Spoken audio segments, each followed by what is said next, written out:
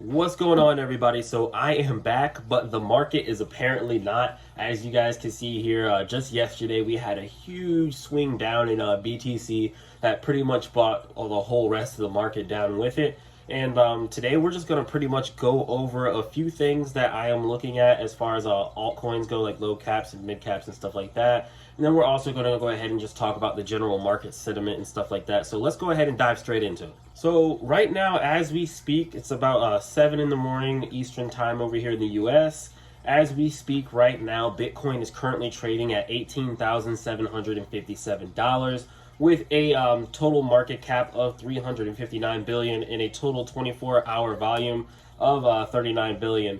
So currently BTC is down about 5.9% on the day. So just yesterday I was on my phone. I actually caught the dip as it was happening, so it was like the best thing ever because I was able to catch those lows. But pretty much we had a nice little swing down, and a lot of people were expecting this. I made a post the other day and then I deleted it. I really need to stop doing that. Sometimes I'll make a post and I'll second guess it. I'll be like, I don't know if I want to post. I don't want to like swing anybody the wrong way, and then there it goes. But yeah, guys, so we had a dip across the market, and as you guys can see here, whenever things like this happen, this is the best time. And before I even get started any further, none of this is financial advice, but this is the best time to start looking into those projects that you're really confident in, and start taking and either dollar cost averaging or just deploying those altcoin funds or cash that you have sitting on the side specifically for the market for these reasons whenever the market actually goes down like this. So like if somebody was bullish on DFI, then it's down 29%, pretty much 30%. If you're bullish on any of these tokens right here, or you think they have any sort of long-term longevity, like long-term future, it's definitely a great time to go ahead and deploy some capital and start accumulating, because this is an accumulation range. Like, in my personal opinion, anything under $20,000 Bitcoin is definitely terms for accumulating. So like usually if Bitcoin's under 20,000, then a lot of these alts are going to be much lower. So that's definitely something to keep in mind, guys. So let's go ahead and talk about the Crypto Greed and Feared Index really quick. So right now we are at a 24 on the Crypto Greed and Fear Index. Yesterday was a 22, last week the 23, and last month was a 30. So as you guys can see, we haven't really gone too far up or down over the past month, and the general market sentiment's just been remaining the same. So here's the thing about this though, guys. Bitcoin is currently at 18,000, right?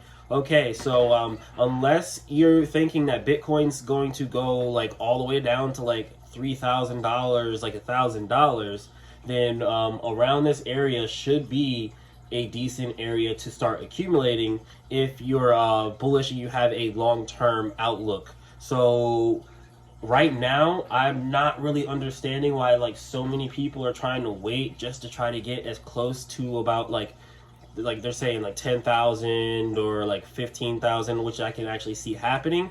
But now is still a great time to start accumulating, just in case something happens to where we don't see that $15,000 to $10,000 range, especially because there's so many people that are like opting into looking to accumulate in that range. And usually whenever the majority is looking for something to happen, the exact opposite happens. So that's one thing to take into account as well. But if we were to go down even lower than like 10,000 and actually start heading towards 3,000, then that's still fine, because if many of us have jobs or some source of income, obviously if we're investing in the market, then eventually we know that we'll be getting some sort of money to continue to put in and to continue to dollar cost average into the market. So it really shouldn't matter exactly where things are if you're bullish long term on crypto in general. And I just wanted to get that out there because that's really important to take into account.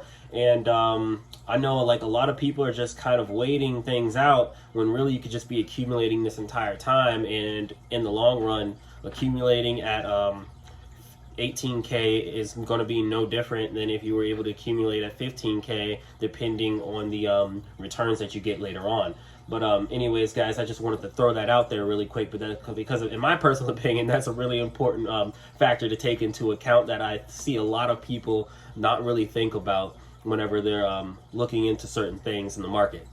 So here we have the BTC long versus short ratio right here. As you guys can see, a lot of people have switched long. This is in a 5-minute period. We'll go over the 24 in a minute. But over the past 5 minutes, there's been a lot of longs. As you can see here, these are very, very, very strong longs right here. Like, the longs are just taking over the bears completely for the most part. There's a few instances like here where people are getting even shorter, which in my personal opinion, I don't really see why people would be as incentivized to short, because if the majority is shorting right now, that's just going to set up for a liquidation cascade later on, in my personal opinion. But we'll just have to wait that one and see. And that's kind of where my my tweet that I was talking about that I did and then turned around and deleted was going on about. I actually screenshotted the long to short ratio a day before the yesterday, which was the day where everything dumped. And there was a lot of people that had longs open, and I was pretty much just saying to pretty much just look out for that, because I thought that there was going to be something that went down, and then the next day it happened, and I'm like, man, I shouldn't have deleted that tweet. But anyways, guys, this is definitely something to keep note of, because honestly, if the market wanted to put some pressure on all these shorts that are starting to show up, the market could easily do that just by just giving a quick little relief bounce from where we are now to about like 21K, 22K, and then continue its way back down. So it's always important to take other things into account before taking up futures trades and stuff like that. But anyways, here is the 24-hour for Bitcoin right here. So when we're looking at 24-hour short to long ratio right here, the 24 hours looking a bit more evenly distributed. As you guys can see here, the shorts are starting to roll in for sure though, and are taking over the longs for the most part. So on the short term, on the 5-minute, we were seeing the longs were taking over the shorts for a brief second. And over here on the 24-hour, we're seeing that the shorts actually, the bears actually have a very, very firm grip on the bulls right now. So short term, over the 5-minute chart, that's pretty much just the people who are trading in the short-term time frames. We just had a very, very huge violent dip down. So of course, many are expecting some sort of green to come back after that, because things can't go down forever. So that's where that comes into play, and then where this comes into play. This is like the broader perspective of things, and a lot of people are starting to go short in thinking that, hey, maybe we will go down, and maybe 17K wasn't the bottom. Maybe 15 to 10K will be the bottom or lower. So why, in fact, has Bitcoin gone down? It is partly because of this right here, which is the dollar index to DXY. So this is a previous chart. I'm going to show you two previous charts, actually, this, and then I'm going to show you one for Bitcoin that I have not touched since my previous video months ago that I'll probably share with you guys. But anyways, here is a chart that I charted out months ago, and I'm just not touching any of them. I mean, I'm going to have to redo both charts at this point, because we're starting to get to that point in time where I'm going to have to just go back and revamp things up and rechart. But anyways, guys, as you can see, we've been on a long-term uptrend for the DXY since before 2012. But I'm going to just start from here, because this is where I started the line. So from 2012 all the way up to now, we've been in a uptrend on the DXY, and as you guys know, that the DXY and BTC are contrasting of each other. So when the DXY goes up, BTC usually tends to go down. So as you guys can see, the DXY is up, whereas BTC is down. So with that being said, as you guys can see here, months ago I drew this yellow line out here, and I said in my video that if the DXY stays above this line, we can expect a very, very sharp move upward, which will probably send BTC down, which has just happened. As you guys can see, we broke through this red line right here, which is 104, and we are now at 110. So one thing that I'm looking at right now is that we might I'm not sure if my computer is going to be like super slow and dumb, but we might possibly see something like we saw all the way back here, which is around like 2000, and that's what a lot of people are scared of right now. So what I'm saying, like, people think it's going to go down to 10 or lower. This is what I'm saying, like, people are scared of this happening right here. So let's see if I can zoom this out. Okay, so as you guys can see, we went up, and usually a lot of people would expect it to go back down, but this time, in this particular instance, it skyrocketed up to 120. So that's what I'm going to be watching here with this, because if we go up to 120, then we can definitely expect 15K or lower Bitcoin, more than likely. As I said before, this is not financial advice. I am not a financial advisor, but let's go ahead and check out the BTC chart now. So this is my old BTC chart. You guys have seen this Bitcoin chart time and time again at this point. I have not touched it for months now. And that's for a good reason, because I always like to leave my old charts up just so I can kind of see my mistakes and then kind of see where I was correct and just kind of learn just from the past, you know what I mean? Because no one's correct 100% of the time. So as you guys can see here, this is pretty much where it all started, which is around June 13th, 2022.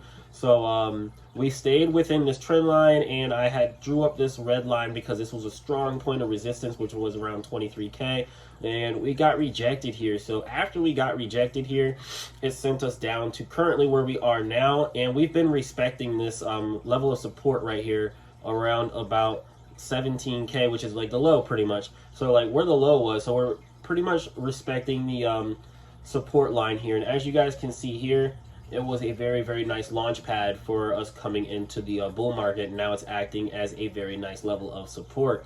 So that's going to be a definite range to be watching out for, because we are very, very close to that range right now. So it's definitely going to be something to keep an eyeball on. But so far, BTC has respected this area of support and has not gone below it.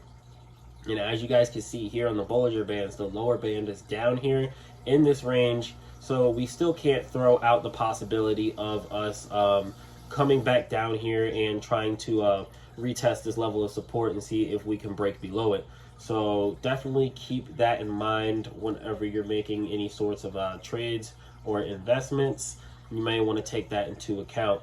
But anyways, guys, this is the BTC chart. So with BTC, I'm honestly not sure where things are going to go, so I'm not going to tell you which direction, because I'm not here for that. I'm just here to share my own personal opinion.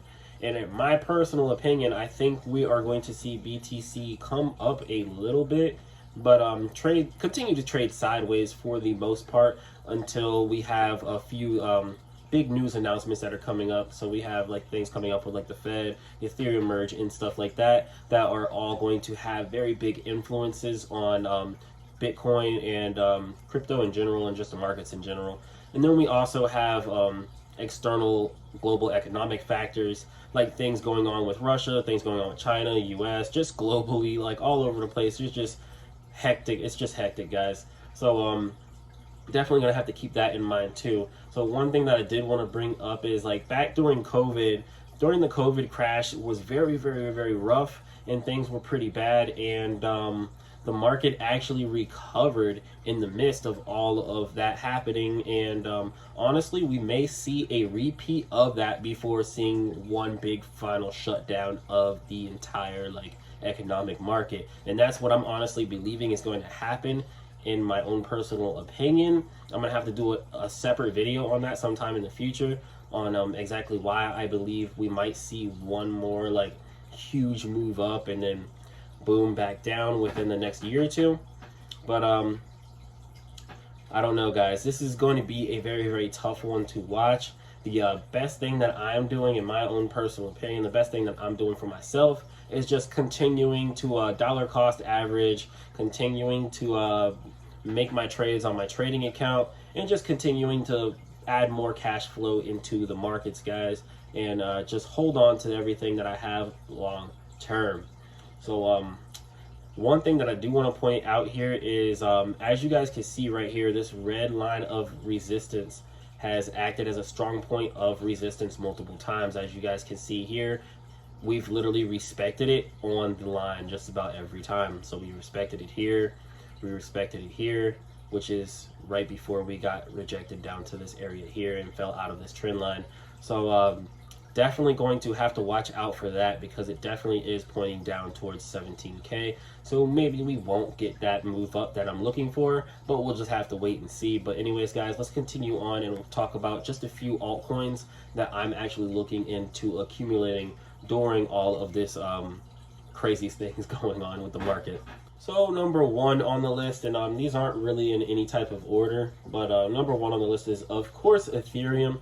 So I'm definitely going to be accumulating Ethereum. Why is that, you ask? Well, that's because of the deflationary factor that's going to be going on with Ethereum and everything, because of the whole EIP 1559 and all that stuff like that. I have sinuses right now, guys. I'm trying to fight through it. Like, my whole nose on that side is like just stuffed up, man. But I'm definitely going to be accumulating Ethereum, because I think in the long term, Ethereum is definitely going to overtake Bitcoin, and Ethereum is going to be the token that dictates the movements of the market and has heavy dominance over everything else.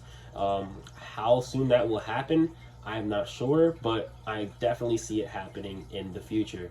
But anyways, with the merge coming up and everything, Ethereum is definitely something that I personally want to have in my portfolio, and I'm definitely wanting to accumulate more Ethereum than I am Bitcoin. So with Ethereum, we're looking at Ethereum price currently at $1,511.63, currently down 9.5%. So definitely a decent time for me to be accumulating, because it's almost down 10%. So why not? Here is the Ethereum chart right here. As you guys can see, it's been pretty bullish for Ethereum ever since the merge news and all the merge hypes happened. Definitely be careful for a buy the rumor, sell the news type thing, because that could possibly happen here. And then at the same time, that might not happen. It just really depends on where the market sentiment is and where the global macroeconomic sentiment is, and like factors that are coming into play, like what's going on during that point in time. So right now Ethereum is currently down 61%, and the reason that I am actually going to be accumulating Ethereum a bit more is, for one, the merge is coming up, and as I mentioned before, the merge is still expected to happen around September 13th to 15th. I retweeted this on Twitter, so if you guys aren't following me on Twitter, I haven't been active on here, but I can tweet on Twitter a lot faster, so I'm always active on Twitter. Or you can catch me on Snipcoins, which is under Proton Chain, which I'll be talking about later, about Proton. So the merge is going to be happening around the 13th to 15th, Vitalik has mentioned. And what's happening today is the Bellatrix hard fork, and he said this on the 5th, guys. So definitely keep an eye out for the 13th, like coming up to the 13th and the 15th. So the closer and closer we get, I'm expecting a lot more volatility in the market in general, but especially in Ethereum. And before we go on to the next token, I actually do want to talk to you guys about this. As you guys can see, this is the burn rate for Ethereum, and this is watchtheburn.com, which I think will be going away soon. The service will be ending.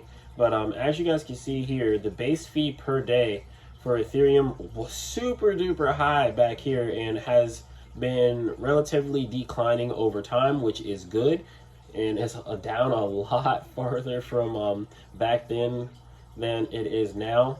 But here's what I want to talk about is the amount of Ethereum that has been burned. So there has been 2.6 million Ethereum burned since the introduction of EIP 1559, and that is a big number, guys. So this is like having a Bitcoin halving times like 3 or 4. So this is a Bitcoin halving and then some. And that's what I think a lot of people aren't really taking into account, is that the supply of Ethereum is just getting crunched lower and lower and lower. And the amount of whales and just people that are willing to eat up Ethereum and hold it for the long term and don't plan on letting it go for years on out, or like months or years on out, is steadily increasing. And whenever those long-term holder accounts get a hold of Ethereum, that's just more Ethereum that's being taken off of the market along with the burned Ethereum. So that's another thing that a lot of people really, really need to take into account, in my personal opinion. But we're just going to have to wait and see on this one. But I'm very, very bullish here, and I'm expecting some very, very great things to come out of Ethereum, as well as some other layer ones. But let's go ahead and talk about the next altcoin that I'm actually looking into, which is a microcap. Next up, we have Digibyte. I'm going to try to speed this up here because I have an appointment later on today. So right now we have Digibyte, and the reason that I've been accumulating this steadily is because I treat Digibyte like Bitcoin maxis treat Bitcoin. In my personal opinion, Digibyte is Bitcoin enhanced, which it pretty much is. So that's one thing that I really, really like about Digibyte is it's Bitcoin, but enhanced and a lot better. And there's a lot more going on with Digibyte and within its ecosystem that just isn't really happening in Bitcoin, which I'm going to have to go on in another video. But if you guys want to check out some of my older videos, definitely go ahead and do so. So with Digibyte, I've been watching this range on Digibyte for a while. I think I've made like a tweet or two about it actually like months ago. I'll probably have to look it up and see if I can show you guys before we go on to the next token. But Digibyte has been trading around the 1 cent range very, very, very heavily for quite some time now, and it's rarely given it up. And this is one of the instances where it has given up that penny support, which has been a very, very strong level of support, and it's dropped below that penny, but not very, very far below. So right now we're at 0.00955, and let's scroll down here so I can kind of show you guys the chart really quick. As you guys can see here, Digibyte has held this penny range right here for quite some time. We haven't really gone down too far below. As you guys can see, there's not really much of a candle below that, and then before that we were already up, and we were in the middle of a downtrend heading down towards the range that we're currently at now. So it's definitely something to keep an eyeball on, because Digibyte hasn't been this low in a while, as you guys can see here. So that's definitely like another reason why, like, I'm personally like, I don't think I can wait much longer to start deploying some capital. So I'm just deploying what I have now, not all of it, but I'm deploying small chunks here and there. So I'll throw like 20% of what I have in stable coins right now, and then I'll wait, see if another dip happens, we go any lower, like we have to go about like 10 to 15% lower again, then I'll deploy another 20, and then if it happens again, I'll deploy another 20, and then I'll deploy the last 20, which would be 100%. And over that time, I think we would end up eventually reaching about like a $15,000 to $10,000 Bitcoin regardless. So if I'm just deploying 20% each time we have a decent sized dip, then I should be fine in my own thesis in my head. But anyways, right now Bitcoin is Digibyte is down 87.9% and is, in my opinion, looking very, very good. So let's go ahead and check out Digibyte's Twitter really quick, because if you guys aren't following Digibyte on Twitter, definitely go ahead and do so. As you guys can see here, there's been a lot just going on with Digibyte. Digibyte actually just recently got added to Binance US. So there's some really, really big exchanges that are finally starting to come around and add Digibyte, and the community is still strong and steadily increasing. So it's definitely something to look into here with Digibyte, guys. If you guys want me to do a video on Digibyte, definitely leave a comment in the comment section below, and I'll make sure I get a new Digibyte video out for sure. And here's that post that I want to show you guys, just so you guys can kind of see about like how long it's been holding that penny range. So this was back on June 11th, which was January, February, March, April, May, June, July, August, September. So about like 3-4 months ago, Digibyte was still holding that penny range, which was a ton of time for it to drop below, because I've seen tons of other alts just drop well below the ranges that they were holding. So it's just something to keep an eye on, just something to have in the back of your mind there, that accumulation's been happening steadily on Digibyte, and it just hasn't really dropped below this range but a few times in its historic chart history. So I just wanted to kind of point that out. But anyways, let's go ahead and talk about the next project that I'm actually steadily accumulating. Next up, we have Helium. So I have a lot to say about Helium. There's tons going on with this one, and I think a lot of things really need to be addressed with Helium, between Helium and the community.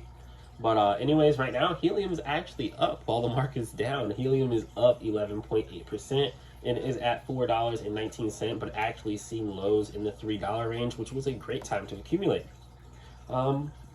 Let's go ahead and check this out right here and talk about this really quick though.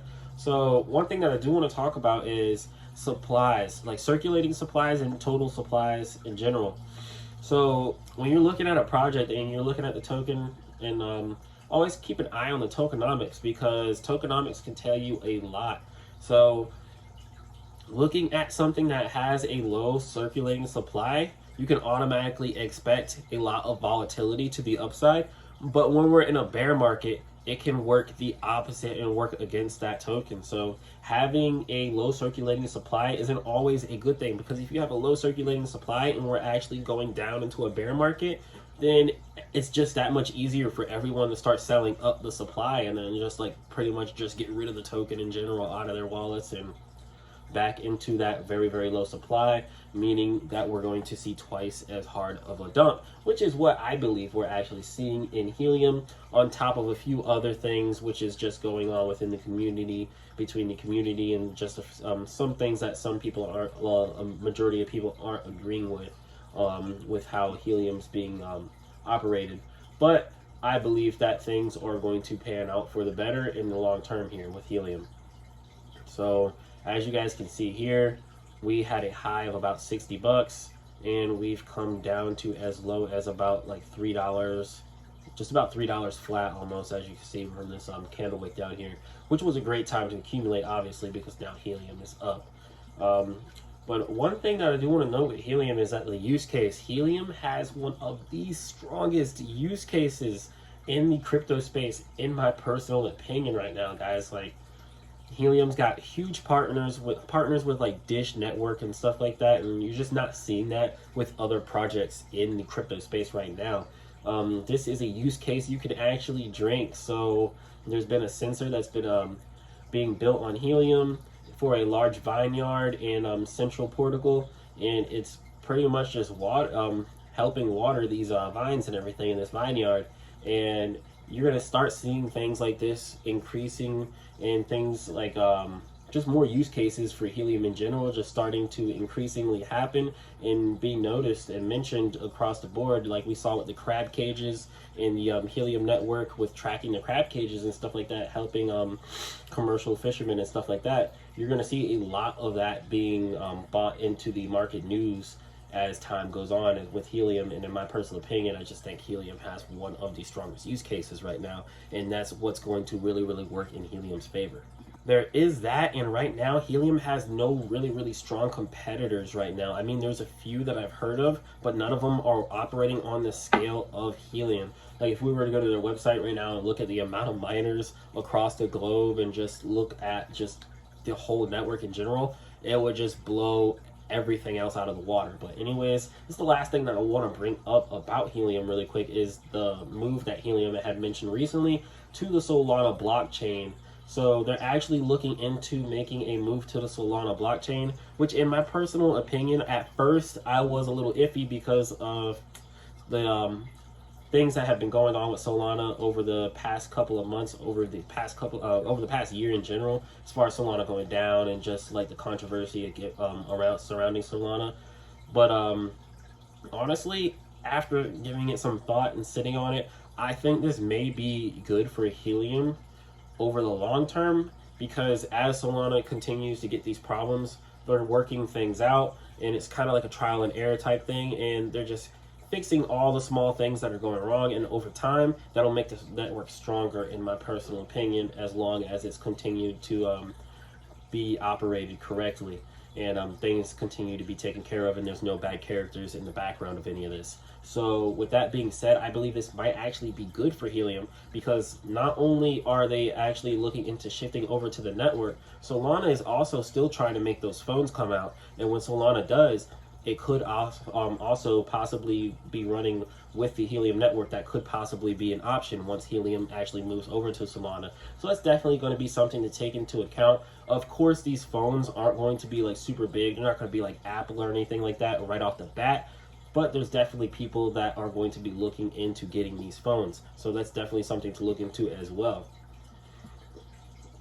And the last thing that I want to bring up is the fact that if Helium moves and shifts their entire network over to Solana, that's one less thing that they have to focus on. So if they don't have to focus on running their own network, and because they're like handing that duty over to Solana, then they can focus more on their just operations. They can focus more on their data usage and just network with the miners, and just work on the Helium network in general instead of just working on Helium's blockchain. So that's another thing to look into as well with Helium, because I believe they're going to have a lot more time to pretty much just focus down on what they're niched into, which is like data, and pretty much just work on getting what they wanted to get across the world, which is the Helium network, and just getting data and running the network for the people, by the people, and just working on that instead of worrying about trying to upkeep a chain at the same time.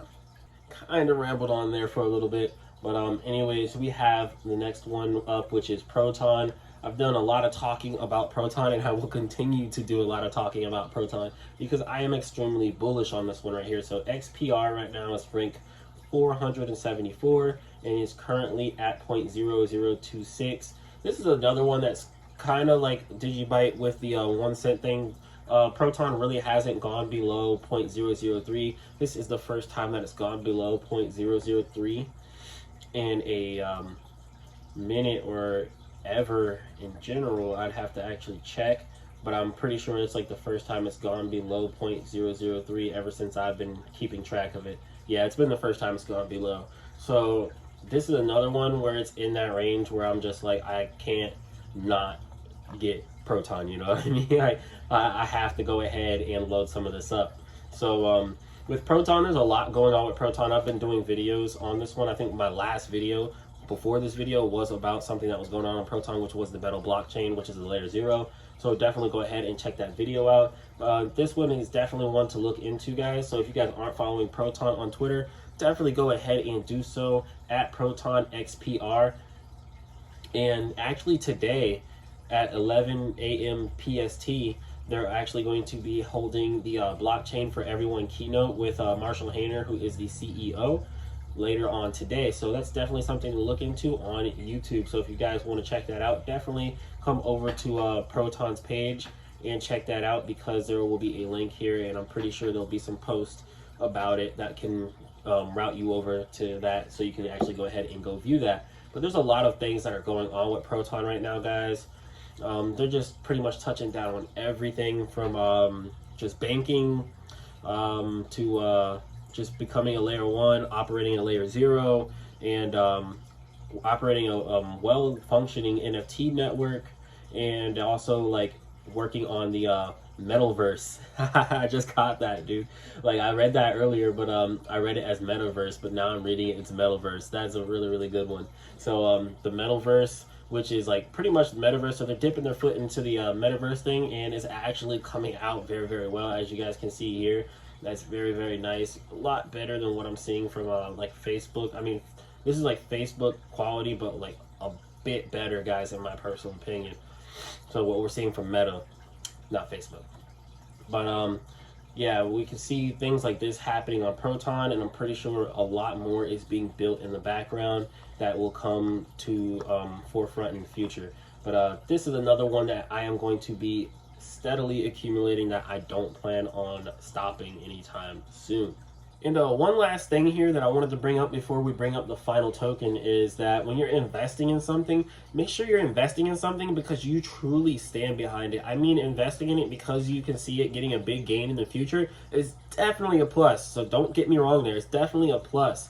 But also look into investing into something that you can actually stand behind, that you can actually see you using over the long haul. Like me, I love Apple. So I have a lot of Apple products, and I've continued to buy Apple products. The same thing with Proton. That's the way I'm seeing Proton. I love the way that Proton is. I love the things on Proton. So I'm going to continue using Proton over the long haul. And I don't plan on offloading my bags 100% if it were to go up a big amount in the near future or the distant future. So when I'm saying that is, a lot of people see $1 as a high pivotal point in a lot of projects that are below $1, because once it reaches $1, it's just something that clicks off in everyone's minds that, like, holy crap, it reached $1, it's time to start offloading all or like huge amounts of crypto. And like, personally, I wouldn't do that, and I wouldn't recommend doing that. And I'm not a financial advisor. None of this is financial advice or anything, but like, if it's something that you can actually stand behind for the long haul, that's just something that you want to take into account, because there's going to be a lot of persuasion whenever you see that amount of money in your account, depending on like how much you had invested, and once it hits that $1, and it's going to be very, very hard for some people to kind of fight trying to take huge amounts of profits. But if it's something that you believe and you stand behind, it'll make it a hell of a lot easier to hold during times like this where the market is actually down. And with the whole dollar thing, I'll use Ethereum as an example really quick. You don't want to be somebody that bought Ethereum for like 60 cents. I think it was somewhere back here. Yeah, you don't want to be someone that bought Ethereum for like 80 to 60 cents, watched it go up to like $1, you sold it at $1.16, and then never really looked back into getting it because you're like, oh, it's at like $12.80. I think it'll come back down. I think it'll come back down. And then boom, it's at like $300. And then at that point, you're like, man, I'm not buying that. It's oversold. And then it comes up here. You finally buy it, and then it dumps the market. And now you're just wherever you're at. You know what I mean? So just always take that into account whenever you're looking into just different investments. Just something to keep in mind, you know. But anyways, let's go ahead and talk about the last token here. And last but not least, I have Verasity right here. I haven't talked about this one in a minute, but I've definitely been sticking around and keeping my eyes on it. Here comes my sinuses. So right now, Verasity is down 7% and is at a current price valuation of 0.0043. So with Verasity, there's been a lot going on with Verasity, but I haven't really been covering it too much because I'm just trying to kind of sit on the sidelines and watch how proof of view is being utilized, and trying to see firsthand where things are going as far as that goes, because there's been a lot of speculation behind this one from the get, and this one's been very, very volatile in the past and in the present, actually. And then we had the whole thing with the token supply increase in the introduction of the whole token supply thing. So there's definitely a lot going on with Verasity and aspects of the tokenomics and just the use case in general. So I'm just kind of sitting on the sidelines. I'm slowly but surely dollar cost averaging and continuing to add to that bag.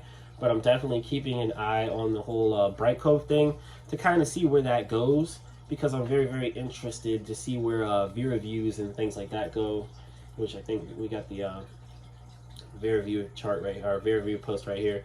So I'm just looking into like the whole video advertising thing with VeraViews and how it's going to be utilized with Brightcove. So this is kind of the point in time where, like, when I was investing in Helium earlier on, you want to just kind of sit back and just look how the whole thing was going with like the miners and the network, and seeing how Helium was actually being used, and seeing exactly how much demand was out there for the use case that Helium was putting out there. So that's kind of what I'm doing here, which I can already see the demand because I've already like stated in the past how things can go with this.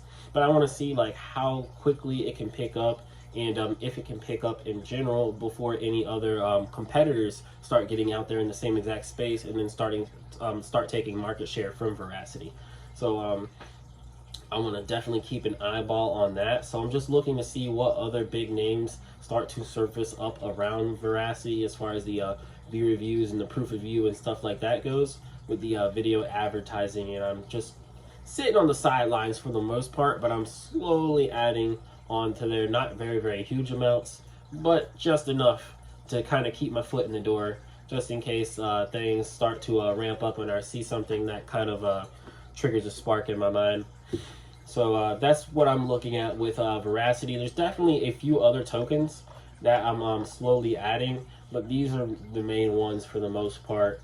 So if you guys have any questions or any suggestions on charts or tokens that I should personally look into, or that you guys are looking into, that you just want to share with the community here on YouTube, definitely go ahead and do so and leave that in the comment section below. If you guys like my content, definitely go ahead and leave a like, and if you aren't already subscribed, just definitely go ahead and subscribe, guys. But anyways, I will see you guys in the next video. Thanks for watching.